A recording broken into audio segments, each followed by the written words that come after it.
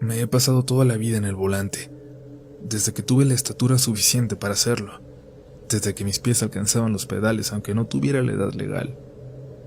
Y así, al llegar a los 30, me animé por la invitación de un tío a aprender bien a mover los trailers, y desde entonces he vivido en las carreteras.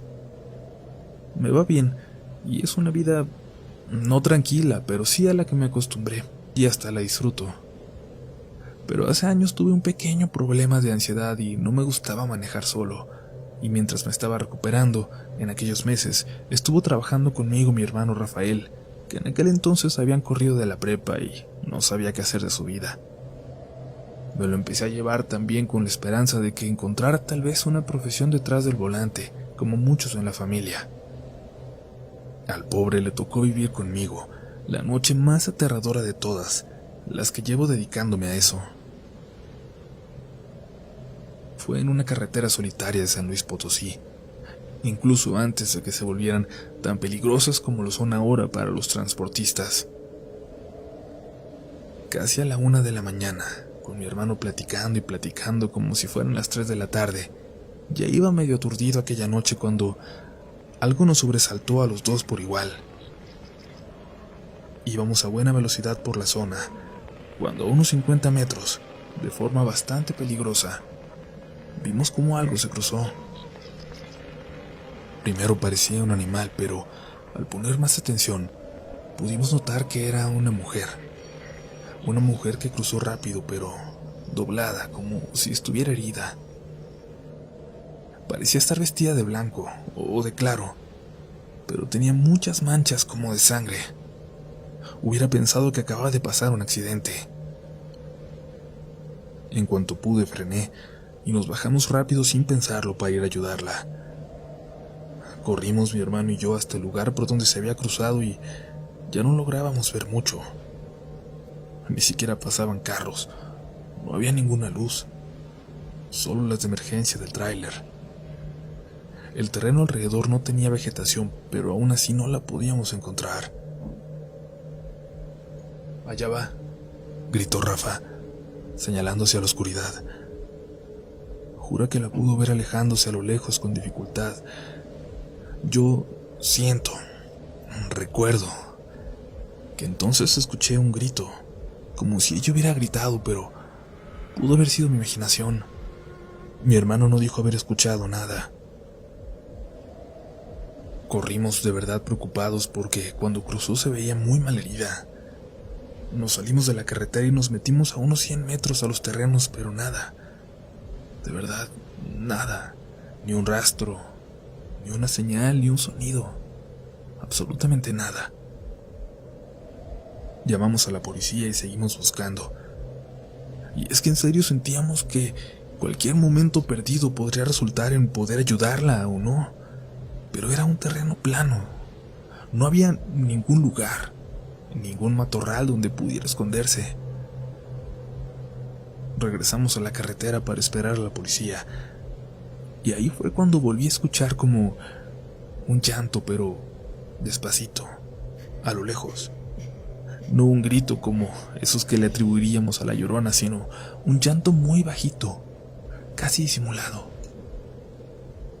Del lado contrario, como desde donde salió corriendo esa mujer que cruzó, y a una buena distancia, a unos 150 metros, estaba una casucha en medio de la nada. Ni siquiera había un camino para allá. Parecía ser de otra época, de otro tiempo.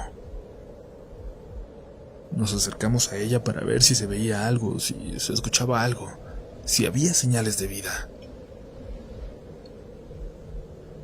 Era una casita de 2 cuartitos, ya ni techo tenían. Hacía mucho tiempo que estaba abandonada, décadas a juzgar por el estado en que se encontraba. Entramos. Ahí adentro olía mal, como si alguien se hubiera estado refugiando ahí, como si lo hubieran usado como baño también.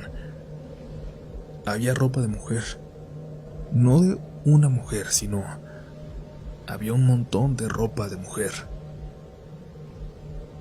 Nos llamó la atención un sonido en la carretera. Por fin se aproximaba alguien. Agradecimos a Dios cuando vimos que se paró cerca del tráiler, Era la policía, un federal. Le hicimos señas con la luz del celular y caminamos hacia él mientras él también se acercaba, y nos encontramos más o menos a la mitad. Le explicamos lo que acababa de pasar.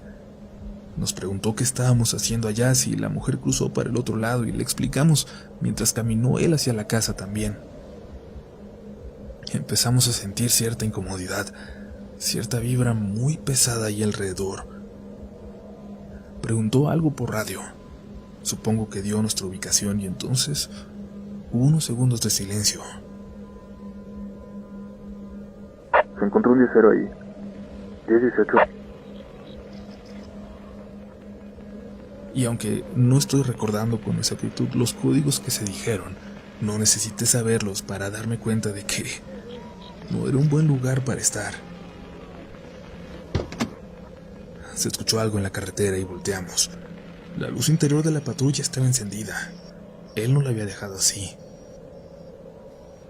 ¿Hay alguien con ustedes?, preguntó el policía. Le dijimos que no y regresamos a la carretera. Cerró su puerta y no vimos nada. Parecía que hubieran cerrado la circulación. No pasaba nadie por ahí. Y nunca me había tocado ese tramo así de solitario. El policía cruzó y le echó un vistazo a la zona con su lámpara, pero ya estaba visiblemente nervioso. Volvió a preguntar algo por la radio que no alcancé a escuchar, pero por el tono parecía que estaba queriendo asegurarse de algo. Afirmativo. 1018, por favor. Le respondieron. Nos sonrió de una forma muy nerviosa y nos dijo que todo estaba bien. Mi hermano, un poco enojado porque al parecer ya no iba a buscar, le recriminó y el policía intentó ser paciente. Allá en la casa, dijo mientras señalaba para atrás, pasó algo. Parecía que el policía buscaba palabras para explicar algo que ni siquiera él comprendía. Y entonces yo le di las gracias, agradeciendo el esfuerzo, y jalé a mi hermano para el tráiler. Mi hermano era joven y no había vivido las mismas cosas que yo en la carretera, pero uno aprende a comprender, a entender lo que parece imposible. ¿Cómo vamos a irnos sin buscar?, me preguntó enojado. ¿Le viste la cara al oficial?, le dije. No creo que seamos los primeros que reportamos esto. No somos los primeros en verla, ni los últimos que lo van a hacer. El semblante de mi hermano cambió. Se quedó callado. El policía manejó frente a nosotros y de alguna manera nos acompañamos hasta el siguiente pueblo, donde se orilló y se despidió con una seña de la mano. Por el retrovisor pude ver cómo se daba la vuelta en U y se adentraba de nuevo en la oscuridad de esa carretera. Tengo pocos viajes por aquellos lugares, pero siempre que paso por ahí, paso rezando ese tramo.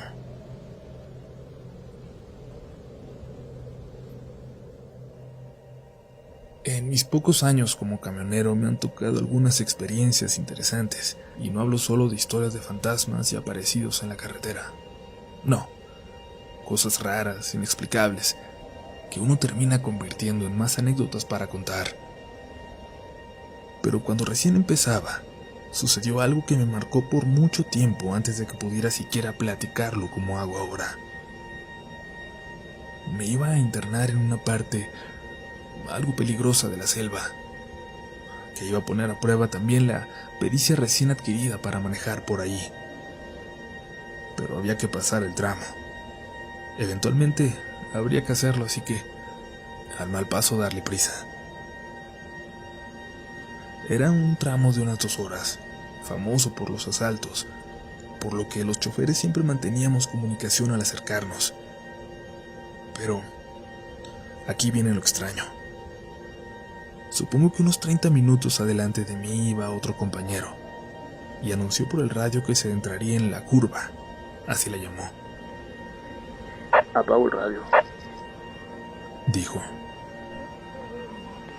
Me llamó mucho la atención, pero seguí concentrado en el camino y Minutos después, otro compañero, llegando al mismo lugar, hizo el mismo aviso. Entrando a la curva, apago el radio un rato. Continué hacia ellos, ahora sí un poco intrigado. Yo llegaría a esa zona en unos 20 minutos y no entendía el por qué lo estaban haciendo. Lo que me preocupaba era una camioneta sospechosa que me había seguido por un rato, pero que eventualmente se desvió en un camino de terracería y yo seguí. Y entré en la curva. Ya no hubo avisos por el radio. Hola, hola, hola, hola, hola, hola. Alguien estaba hablando por él, pero no era nadie que yo identificara ni se comunicaba como hacemos nosotros. Supuse que algún bromista que quería llamar la atención a ver si alguien contestaba. Vea 6465. Vea 6465.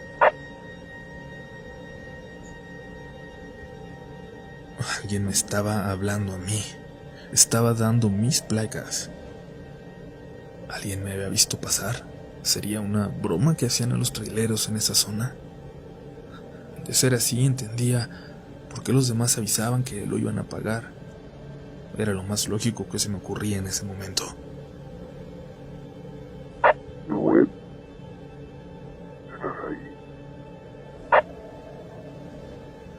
Bien, ahora sí estaba asustado. Alguien me estaba llamando por mi nombre, pero ¿cómo podrían saberlo?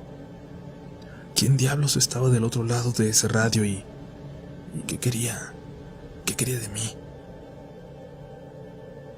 Deja de joderme, por favor. Le dije. Deja de joderme, por favor. Deja de joderme, por favor. Deja de joderme, por favor.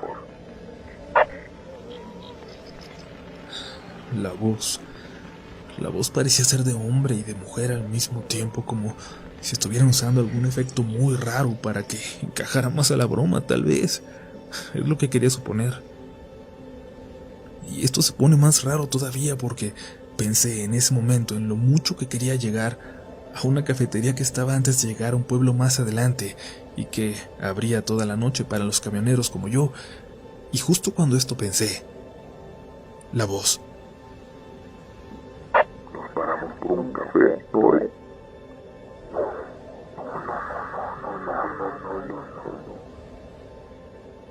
Nos está esperando Alejandra.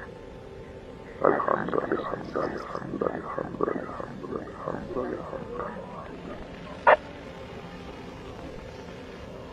Apagué el radio. No necesitaba escuchar más ni saber cómo se habían enterado. Alejandra es el nombre de mi madre que aún vivía en aquel entonces y que me estaba esperando, sí, en casa, pero si yo a algún compañero, si acaso le mencioné a alguien que vivía con ella, evidentemente no lo hice por su nombre. Nadie lo sabía. En ese momento hasta se me olvidaron los asaltos y lo peligroso de la zona y aceleré a una velocidad que hoy sé que es imprudente. Y llegué pronto al paradero, antes del pueblo. Había 2 camiones más ahí. Ya iban saliendo los 2 choferes. Me acaba de pasar algo muy feo, les dije al acercarme. Había alguien en el radio. En la curva, me contestó uno. ¿Por qué no lo apagaste? No sé, nadie me dijo que lo apagara. Intentaba explicar cuando me interrumpió. Apágalo y ya. Apágalo como todos y ya. Me dio una palmada en el hombro y se subió a su camión. Quise saber por un momento qué le había pasado a los demás, cómo aprendieron que tenían que apagar el radio, qué explicación habría detrás, porque seguro había alguna explicación. Pero mientras tanto, a pasar por ahí con el radio apagado, como todos. Hay cosas que es mejor no saber.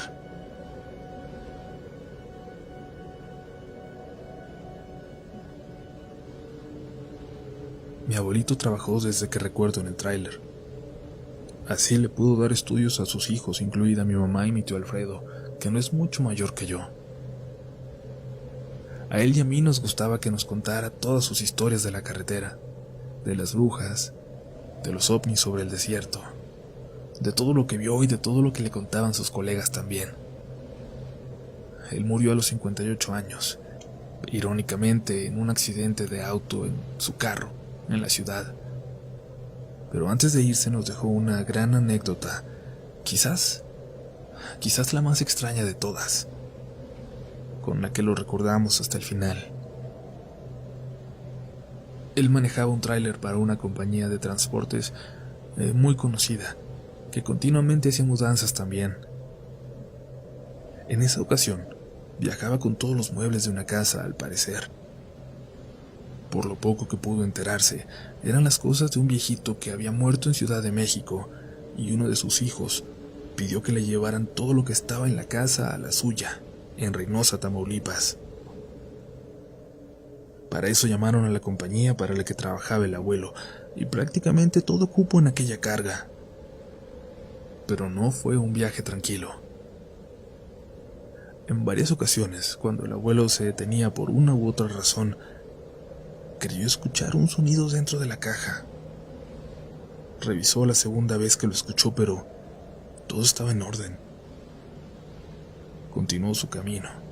Se hizo de noche. Cerca de Ciudad Valles, sintió un golpe en la caja. Algo fuerte esta vez, que hasta le jaló el camión como si algo muy pesado hubiera caído en ella. Poco después encontró un espacio al lado de la carretera para orillarse y revisó de nueva cuenta. Afuera todo parecía estar en orden, pero dentro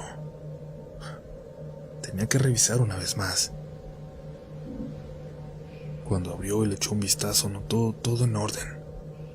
Dio un salto para bajar de la caja y escuchó al mismo tiempo algo detrás. Volteó de nuevo. De la oscuridad vio volar un paquete hacia él, pero en serio, decía que incluso se vio como si alguien la levantara un poco para poder arrojarla hacia él. Y casi le pega.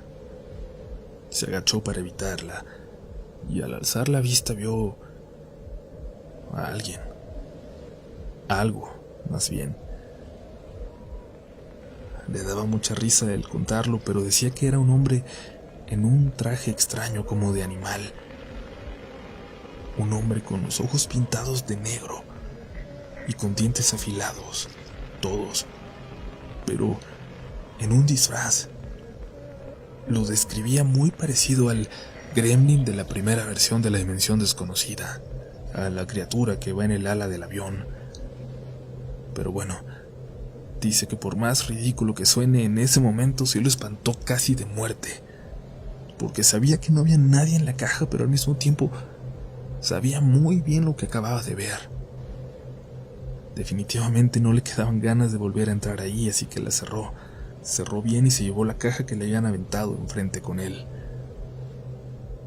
Solo parecía tener papeles. Era del tamaño de una caja de zapatos. Después de eso, el camino estuvo relativamente tranquilo, hasta que ya dentro de Tamaulipas se encontró con un retén. Lo hicieron detenerse, que abriera la carga. No era un retén de policías, y pronto se dio cuenta de que estas personas, de que estos delincuentes estaban eligiendo en la caja lo que les sirviera para llevarse. Tomaron varias cosas y luego lo dejaron ir.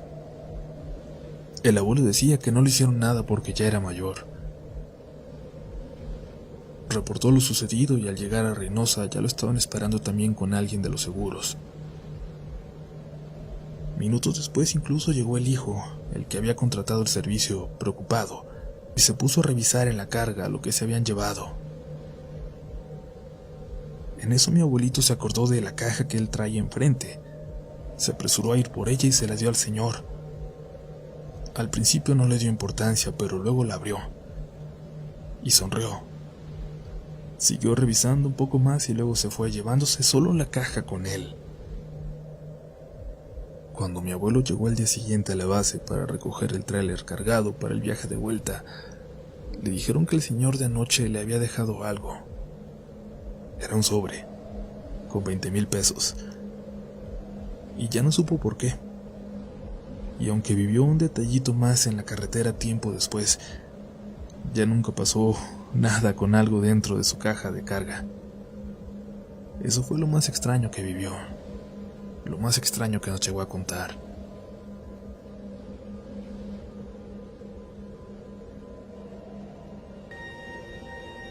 Recuerdo que en aquella ocasión iba muy cansado. Llegué a Puerto Vallarta a dejar alguna mercancía y luego me faltaba dejar algo más en Sayulita para poder descansar. Ahí pensaba dormir, pero desde que iba saliendo de Vallarta se me estaban cerrando los ojos. Estaba demasiado cansado por alguna razón. Me sentía casi enfermo. Creo que en algún momento hasta se me cerraron los ojos por un momento y me comencé a mojar la cara con una botella de agua que llevaba junto a mí. No parecía hacer mucha diferencia y esa carretera es sumamente oscura, con curvas. Así que cuando vi el espacio de estacionamiento frente a unos puestecitos, ya cerrados obviamente, me salí de la carretera y me quedé ahí. Me pregunté por un momento dónde vivirían los que tienen esos puestos, porque no se ven nada de casas alrededor. Puro monte, para donde vieras. En algunas partes era tan espeso que los árboles cubren por completo la carretera. Me quité la gorra y me mojé la cabeza. Ya no tenía café, pero esperaba que eso me ayudara. Escuché algo. Cerca. Arriba en los árboles. Me llamó la atención por el sonido, que algo pesado anduviera por las ramas e hiciera ese sonido. Incluso en ese momento me pregunté si no había changos por ahí, porque lo que fuera que anduviera moviéndose ahí arriba estaba enorme. Le puse más atención.